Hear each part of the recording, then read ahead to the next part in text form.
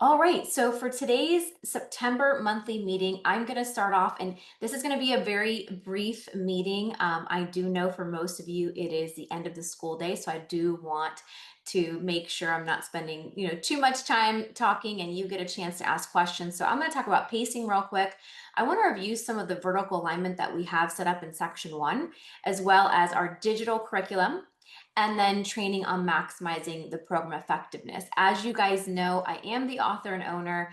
And if you use the program at Fidelity, I promise you it will work. And that's what I want to do throughout this year between myself and my team. We want to support you to make sure that you have access to all the resources and that we're able to help you along the way.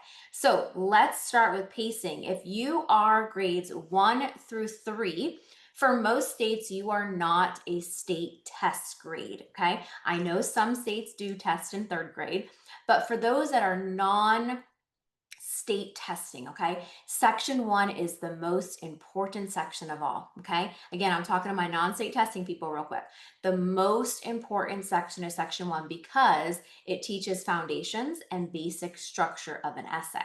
Okay, this is where students set up the foundations of writing. This is where they learn the pieces of each paragraph. This is where they learn how to put together an essay. Without section one, you cannot be successful with text-based writing, which is why I tell my non-tested grade levels to spend as much time as you need in section one to make sure students master every skill. Now, if you are in a tested grade level, which is usually my fourth and up, you do want to teach section one, and I'm going to go over the next slide, but you just can't spend that much time because we've got to get into text-based writing because of state testing. We do want to make sure students are exposed and prepared to text-based. So I always map out about 10 to 11 weeks, okay, which is going to put you about 3 months, but I do want you to know if you need more time, take more time for my non-tested grades, okay? It's critical for them being successful with writing. Now, my tested grades, anyone that has a state writing test, you're only going to get 2 to 7 weeks. Okay. If you've been using my program, you're just going to want to do a quick 2 week review. If you're new to the top score writing program, you're going to want to spend about 6 weeks. Now, if you're getting started later, reach out to me because I can help you pick and choose the most important skills to teach at a section one so you can move on. We can't be teaching section one in October, November, or December. It's just too late in the year. And again, we've got to expose them to that text-based writing and those skills. So if it was the beginning of the year, I would say spend August and September on section one. So hopefully most of you started using the program at the beginning of the year and are just about wrapping up section one. Okay, so let's look at this little chart we have here. You can see section one, I always say it's optional because some schools have been using my program for years, and once you have section one, you don't need it again. It's one of those things, it's foundations and basic skills, and once you have them, you don't need it again. I kind of use the example of riding a bike to section one, or actually riding in general, right? So when you are riding a bike, you start off with training wheels. Okay, you go through that. Then you take the training wheels off and you got to kind of figure it out with balancing. Then you get better and you can start going faster, and then you can start doing tricks. So I kind of compare that to just writing, or building our writing skills over time. So think of section one as training wheels. It's building the foundations, learning the simple skills, so that eventually we can do all the cool tricks and things. All right, and then you want to be moving on to section two, okay, which is text-based writing in October. You're going to spend October through December on section two. And then you're going to want to move into section three as we go into January and February. And then section five is March, which starts our test prep. And then most people have testing in the spring. Okay, so think of it this way. This is how our pacing guides are mapped out, but this is just a nice quick visual for you to see of when you should be about in each section. So make sure that you are moving into section two as we move into October. All right. Moving along, hopefully you guys have our pacing guides. If you do not have pacing guides, I'm going to link it in the follow-up email for you all. I'm gonna make myself a note right now. To give you access to those pacing guides, we have them for Florida schools and we have them for any other state. These are just general pacing guides. Okay. We've laid out all the lessons. We've taken about a 40-week school year, which is what most states have, and we've paced it out for you. You will notice that we do not put 5 lessons a week. We usually have between 2 and 4 lessons a week. We still want you teaching writing 5 days a week. It's just you're going to need more than 1 day per lesson for some of them. So that's why you're going to see some weeks there's only 3 lessons. That way you can have a couple extra days if those lessons run over or you need extra time. All right, so let's talk about vertical alignment real quick. One of the most important things to me about writing my curriculum was that each grade level builds off the next. Now, the reason I'm showing this to all of you is because every time I do PD at a school, a lot of my 4th and 5th grade and 6th grade teachers say, hey, I have some really low level writers that are struggling even to write sentences. Can I use some of the lower grade resources? So I'm showing you all this in case you need to take it down a notch for some of your students, and then you can kind of pick and choose the resources you need. So go down to on the left side of the screen to grade 1. You are going to see a simple IRC outline. You'll notice that there's only R1 and R2. There's not R3 at the grade 1 level. And you'll notice that there's words and pictures. So for my 1st grade teachers, even my 2nd grade, if you have students that are very low level and struggling just to write words, you may start planning just with pictures. So you can see here, favorite holiday is Halloween. So we put a pumpkin, and then candy, we draw a picture, costumes, draw a picture. So you may start with pictures and then later they turn those pictures into words. Okay. Or you may just do words and pictures at the same time. It's totally up to you. Now, some of you, maybe you're a 2nd grade teacher or a 3rd grade teacher and you have some ESE students and students that are just struggling. You may take this down a notch and introduce the IRC outline, but start with pictures. And then the next move would be turning those pictures into words. Okay, if you go to the right hand of the screen, this is what we start in 2nd grade. We move to an IRC outline with R1, R2, and R3. You can see here there's no A's and B's. As you know, as we move into the older grades, we have A's and B's for each of our reasons, but we start 2nd grade without A's and B's. So again, I'm showing you this because you may be a 3rd, 4th, or 5th grade teacher and say, you know what, I want to start without A's and B's just to introduce the outline. You can do that. Okay, you can modify these different skills and resources. As we move in to the end of 2nd grade and 3rd grade, we start to add A's and B's for each reason. So you're going to see reason 1 has 2 A's and B's. These are our subtopics. Okay, these are examples or details about the reason. So for instance, this is a book, Henry and Mudge. The first reason we like this book is because the characters, and then we gave 2 subtopics, 2 examples. So A is Mudge and B is Dad. So when we go to write that paragraph, we're going to not only say we like the characters, we're going to expand on Mudge and we're going to expand on Dad. Okay, same thing with our second reason is the book is funny. Our A is it's funny that Mudge is in the bucket and it's funny at Henry's birthday. So when we write that paragraph, we are now going to expand on those 2 subtopics. So this is where you want to be. Okay, let me back up a second. You're going to see here, this is where grade 2 mid-year all the way up till 12th grade is going to be. This is the complete IRC outline. But I wanted to take you guys all the way back to 1st grade because again, there's different grade levels in this meeting, but also so you can take some of these skills and the way that we introduce at the lower level, if you need to introduce it to your lower level students like this at first. Of course, if you're a 5th grade teacher, your kids are going to have to do this outline on the right. However, you may need to take it down a notch, maybe in small groups to introduce the skill, make sure that they're truly understanding it. And you could start with pictures and simple words. Okay. As we keep moving in to once we're done planning and we have our planning outline, then we are going to turn those words and pictures into sentences. Okay, so if you look on the screen, this is 1st grade. Okay, again, I'm showing to you because you can pull pieces from this, but you're going to see when we're talking about candy R1, there's 2 types of candy in our picture. We drew a picture of candy corn and we drew a picture of lollipops. So my sentences are about candy corn and lollipops. Okay, same thing on costumes. I draw a picture of a ghost with a mask. So I talked about ghosts and mask. Okay, these are how you can, at my lower grade levels, take pictures and turn them into sentences because you're going to add details in those pictures.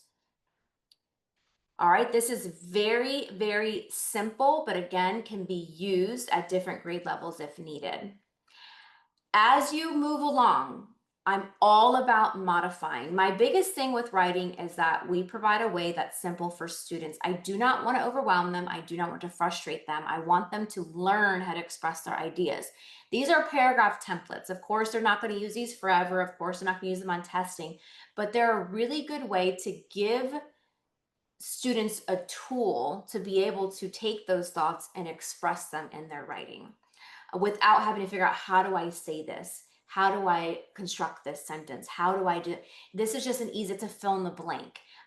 Again, they're not doing this all year. This is the beginning of the year in section 1. It's just a nice way to provide a template for students to write these sentences. So if you want to, you can take a picture of this, screenshot it, whatever you want.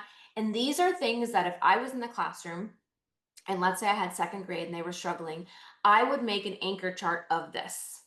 I would draw these things, maybe 2 big anchor charts, and I'd put these paragraph templates and I'd put up on the wall. And that way, as students are writing, they can always refer to that anchor chart and see these paragraph templates, be able to construct their sentences. So that when they raise their hand and say, I'm on R1, I don't know how to say that characters are my first reason. Well, if you look at the anchor chart, you could say, first, I like the book because of the characters. So you're just filling in the blank. All right, so those are paragraph templates. And then kind of going off of that, another extension, and this is just, we have blank sheets like this in our 1st grade. If you need them, if you don't have 1st grade, but you want this blank outline, just email me. I'm happy to send it to you.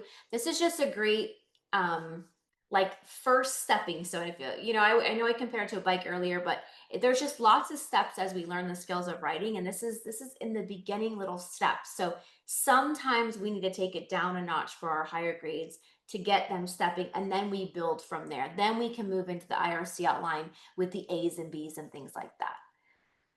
All right, if you have digital, hopefully you do. I love print books, don't get me wrong, okay? But digital is going to give you lots of resources, but this is what I want to say.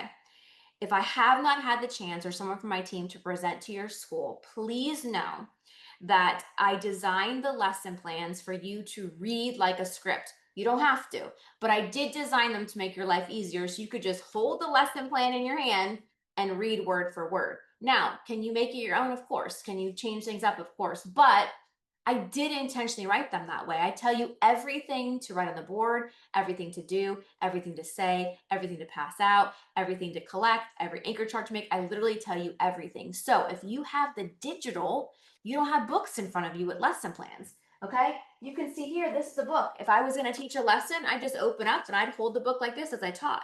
But with digital, you don't have the books in front of you. So my number one suggestion is to print the lesson plans. Now, there's 100 and something lessons. You're not going to do all 100. Okay, so take it week by week. If this week you're teaching lessons 5 through 8, print 5 through 8. But it's really important that you know you can print them and that you can have them in your hand when teaching. Also, just so you know, I'm never going to say in a lesson, hey, go model an introduction paragraph. I'm going to say go model an introduction paragraph. Here's the paragraph you can model with. I'm always going to give you completed examples. So that's why the lesson plans are it's so crucial to make sure that you're printing them. Okay, we have lesson plans and we have PowerPoints for every single lesson. If you have not figured this out, our PowerPoints are the exact words from the lesson plan, word for word, just in a cute, colorful, and engaging PowerPoint. Okay, so if you don't want to hold the lesson plan up in front of you, you could pull up the PowerPoint. It's the lesson. It's just in a PowerPoint form, and the kids are never going to know that's the lesson plan. It tells you exactly what to say, what to do, what the topic is, what to review. It tells you everything. So realistically, using the lesson plans and PowerPoints together is going to help you be a successful teacher and help your students become successful when it comes to writing. If you don't know this as well, when you open up your digital, the lesson plans are listed there. So you know how when you go to your dashboard, there's bubbles at the bottom that say section 1, section 2, section 3, section 4, section 5. Okay. When you open up a section, it's going to have all the lesson plans. If it has a little blue play button next to the lesson number, that means it has a video. Okay. It's either myself or someone from my team teaching the exact lesson from the lesson plan. Okay, we don't deviate from the lesson. So you can do it in the lesson plan format, you can do it as a PowerPoint, or you can play the video. It's all the same lesson. Here's the idea with the videos. Okay, number one, whole group instruction. You push play, let me do the teaching, and now you get to walk around and help the students in real time. I think that's amazing. I think it's a nice way to differentiate your instruction, the delivery of it. And we always are up at the front of the classroom. This now gives us an opportunity to be helping the students in real time, going around, checking their papers, make sure they're understanding it, pointing out things as the video lesson is playing. So just know any lesson that has a little blue play button is going to have a lesson. A video lesson. The other way you can use a video lesson is in small groups. Let's say you're doing skill groups that day and you have one group that is really struggling with introduction paragraph. Look at your table of contents, look at the lesson that teaches introduction paragraph, pop it open on a laptop and press play and let that small group watch that video lesson. Just so you all know, every video lesson has an activity that goes with it. So when the students are done watching it, they can't just say, hey, miss, I'm done, I watched the video. They're gonna have to say, hey, I'm done, I watched the video. Here's the activity I did. So you'll know if they actually watched it. So it's a great tool for small groups as well. Okay, so if you've ever wondered, like, how do I model? How do I explain a tricky skill like voice? Or how do I effectively self assess?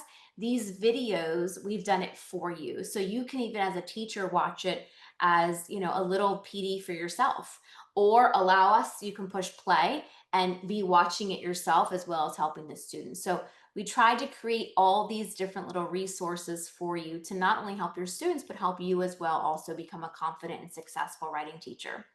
If you have our digital, you have our on-demand PD, okay? This means the entire PD that I travel all around the country and I do in person, I've pre-recorded and I've put on the on demand that you can access anytime from anywhere, available to you all year long. So you can see here, this elementary one, this is the agenda for it. You can see, like, let's say you're going to be moving to text-based expository next week. You can see session 3 is on text-based expository at 60 minutes. So you may do that in one of your PLCs or grade level meeting or just in your own time before you start that section, watch that PD. Okay, because I'll go through it. Instead of watching it all at one time, you can kind of watch sections as you are beginning to teach those sections. And that's just available under PD. We also have a mini PD collection. So we know that time is of the essence and you guys have so much to do. I know there's very little extra time. So that's where the idea of mini PD came up. And so what we did, we've taken small specific topics and made little 15 to 20-minute PD videos for you. We have tons of them. We have ones on how to make writing fun, how to transition from writing on paper to typing, how to work with your low-level ESC and ALL students. We have lots of mini PD. They're all 15 to 20 minutes. So again, this could be a PLC or grade level team meeting PD, or you could watch it on your own. Again, those are available under additional resources on your digital homepage. All right, so I know I threw a lot at you, and I want to make sure that you don't have any questions. The way this is set up, the webinar, is there is a chat. I'm not able to, because it's a webinar, put on any microphones, but you are able to ask questions in the chat. I also want to leave you all with my email. My email is Lisa, Lisa, at topscorewriting.com. So if you've never heard me say this, I do want to let all of you know, my team and I are here to support you all school year long.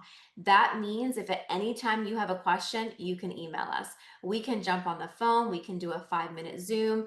We are here to help you throughout the whole school year to make sure you as a teacher are successful. So please reach out as much as you need to. And someone from my team will make sure that we are able to help you along the way. So if you don't have any questions, you are good to go. Thank you for coming today. I will see you next month. If you do have a question, simply go to chat and you can type in your question and I will be happy to answer it. Okay, so somebody said that the resources for kindergarten. So kindergarten is this close to being done. We've never had a kindergarten curriculum, but we are literally going to be done with it in a matter of weeks. So hold off for that. If you're not on our kindergarten wait list, you can email me. I'll add you. That way, you're the first one to know about it. But just so you know, also in the meantime, you could take that blank IRC outline with the pictures boxes and you could use that. But what we've done in our kindergarten curriculum, and I'm only telling this group, you guys get top secret, but our beginning sections are on oral storytelling and constructing simple sentences before we ever get to IRC outlines. So just to give you an idea, and I'm sorry, I said go to chat. I meant Q&A for those of you that are asking questions. Okay, so anything for kindergarten is coming out soon. Okay. For pacing, oh, yes, Hillary, great question. On the pacing guide, you'll see that section 5 comes before section 4. That is because let me back up. Section 4 is narrative and section 5 is test prep. Most states don't test narrative. So what we do is we tell teachers to skip section 4 and go to test prep, which is section 5. And then after testing in the springtime, like May, go back to section 4. However, if you are a state that does test narrative, you don't want to skip that. You actually are going to have to do section 4 before 5. So that's the only reason why. It's just most of our states don't test narrative. And so we skip that section, which is 4, and we go to 5, which is just test prep resources and different activities.